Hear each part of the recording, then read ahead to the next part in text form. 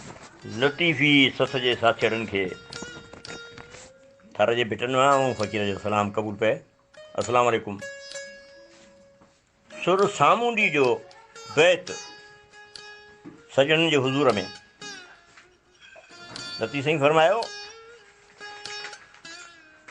खारो जे खेड़ीन सेई मुंहिंजा सुपरी रुआं रहन न लिखसी झलियां झल न ॾीन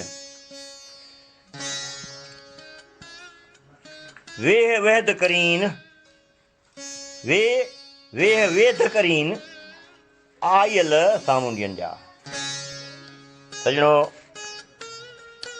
लतीफ़ साईं पंहिंजे किरदारनि खे पंहिंजे दिलि में सांढींदड़ शाइर आहे।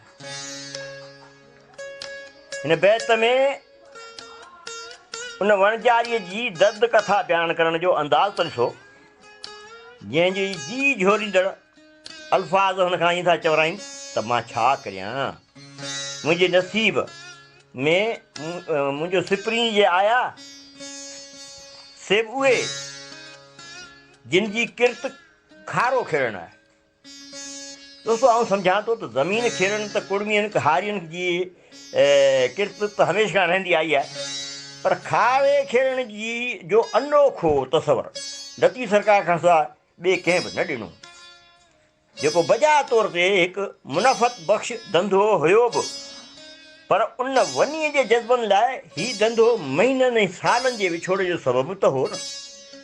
जंहिंजो मुड़ुसु महीननि खां पोइ मोटियो त वरी बि हलण जी करे, ऐं वीचारी वणजारी इन खां सवाइ ॿियो चवे बि छा त वञे ई विसरी शाल जोतो सोतो सिखियो अञा ऐं काल पण थो सफ़र संभी।